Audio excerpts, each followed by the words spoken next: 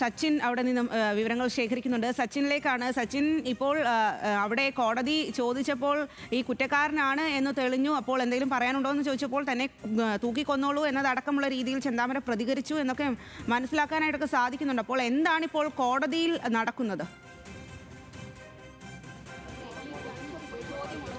തീർച്ചയായും അതായത് judge Kenneth ജോർജാണ് കുറ്റക്കാരനാണെന്ന് കണ്ടെത്തിയതിന് ശേഷം ചെന്താമരയോട് വധശിക്ഷ വരെ ലഭിക്കാനുള്ള കുറ്റമാണ് താങ്കൾ ചെയ്തത് എന്ന് പറഞ്ഞത്. അപ്പോഴാണ് ചെന്താമരയുടെ മറുപടിയായി വന്നിട്ടുള്ളത്. തന്നെ തൂക്കിക്കൊല്ലാൻ വിധിച്ചോളൂ എന്ന മറുപടിയാണ് ചെന്താമരയുടെ ഭാഗത്തു നിന്നും ഉണ്ടായിട്ടുള്ളത്.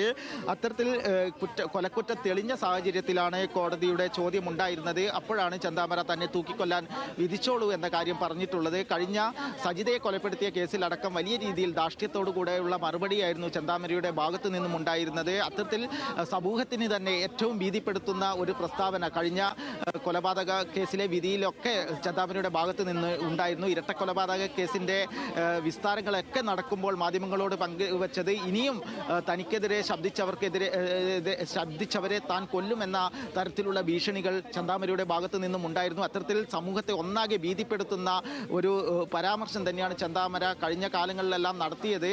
അത്രയും ഒരു കൊടും കുറ്റവാളി തന്നെയാണ് ചെന്താമര. കാരണം അത്രയും ക്രൂരമായ രീതിയിൽ ഒരു കുടുംബത്തിലെ 3 പേരെയാണ് ഒരു അന്ധവിശ്വാസത്തിന്റെ പേരിൽ ചെന്താമര കൊലപ്പെടുത്തുന്നത്. പ്രധാനമായും ചെന്താമരയുടെ ഭാര്യയും അതേപോലെ തന്നെ മക്കളെല്ലാം പിണങ്ങിപ്പോകാനുള്ള കാരണക്കാർ സജിതയുടെ കുടുംബവുമാണ് എന്ന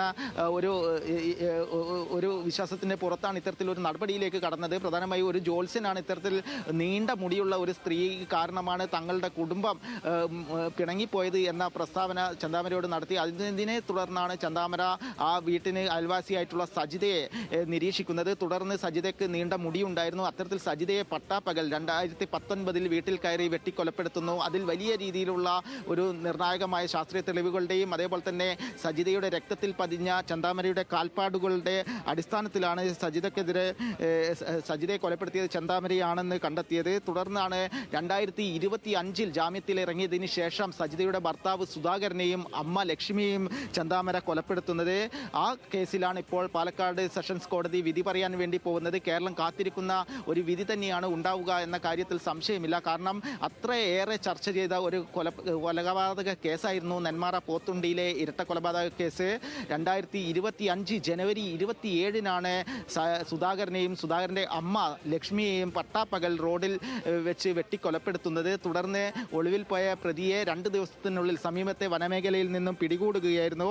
എന്തായാലും അല്പസമയത്തിനുള്ളിൽ തന്നെ ഈ ശിക്ഷാവിധി ഇന്നുണ്ടാവുമോ അല്ലെങ്കിൽ നാളെ ആയിരിക്കുമോ എന്ന കാര്യത്തിൽ ജഡ്ജി അല്പസമയത്തിനുള്ളിൽ തന്നെ വിധി പ്രസ്താവന നടത്തും. എന്തായാലും കോടതി ചെന്താമര കുറ്റക്കാരനാണെന്ന് കണ്ടെത്തിയിരിക്കുകയാണ്. ഈ കേസിലെ ഏക പ്രതി ചെന്താമരയാണ്.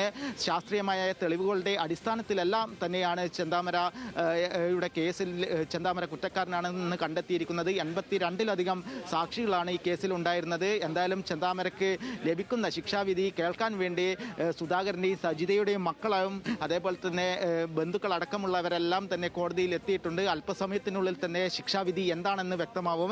2025 ജനുവരി 27-നാണ് നെന്മാറ പോത്തുണ്ടി സ്വദേശികളായ ലക്ഷ്മിയെയും സുധാകരനെയും അതിക്രൂരമായി ചെന്താമര വെട്ടിക്കൊലപ്പെടുത്തുന്നത്. തുടർന്ന് ഈ വെട്ടുകത്തിയും എല്ലാം ഉപേക്ഷിച്ചുകൊണ്ട് ചെന്താമര ഒളിവിൽ പോവുകയായിരുന്നു. 2 ദിവസത്തിനുള്ളിലാണ് സമീപത്തെ വനമേഖലയിൽ നിന്നും ചെന്താമരയെ പിടികൂടുന്നത്.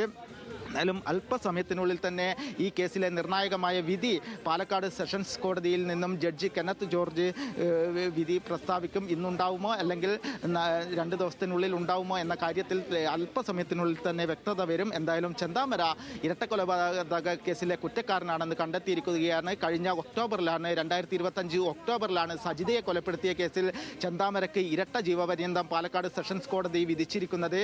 അതേ കോടതിയിൽ തന്നെയാണ് ഇരട്ടക്കൊലപാതക കേസിലെ ഇപ്പോൾ ശിക്ഷാവിധിയും നടന്നുകൊണ്ടിരിക്കുന്നത്. അല്പസമയത്തിനുള്ളിൽ തന്നെ ശിക്ഷാവിധി ഇന്ന് ഉച്ചയ്ക്ക് ശേഷം ഉണ്ടാകുമോ അതോ നാളെ മറ്റന്നാളോ ഉണ്ടാകുമോ എന്ന കാര്യത്തിൽ വ്യക്തത വരും. സ്വാതി. ശരി സച്ചിൻ, എന്തായാലും നെന്മാറ ഇരട്ടക്കൊലപാതക കേസിൽ പ്രതി ചെന്താമര കുറ്റക്കാരൻ എന്ന് പാലക്കാട് അഡീഷണൽ സെഷൻസ് കോടതി വിധിച്ചിരിക്കുകയാണ്. അതിനുശേഷം ഈ കൊലപാതക കുറ്റം തെളിഞ്ഞ സ്ഥിതിക്ക് എന്തെങ്കിലും പറയാനുണ്ടോ എന്ന് ചോദിച്ചപ്പോൾ തന്നെ തൂക്കിക്കൊല്ലാൻ വിധിക്കൂ എന്നാണ് ചെന്താമര പ്രതികരിച്ചത്. നാടകീയമായിട്ടുള്ള രംഗങ്ങൾ തന്നെയാണ് കോടതിയിലും അരങ്ങേറുന്നത് എന്നാണ് മനസ്സിലാക്കാൻ സാധിക്കുന്നത്. എന്തായാലും കേരളം നടുങ്ങിയ ഒരു കൊലപാതക കേസ്, ഇരട്ട കൊലപാതക കേസ്, അത്രമാത്രം അതിക്രൂരനായ ഒരു പ്രതിയാണ് ചെന്താമര എന്നുള്ളത്.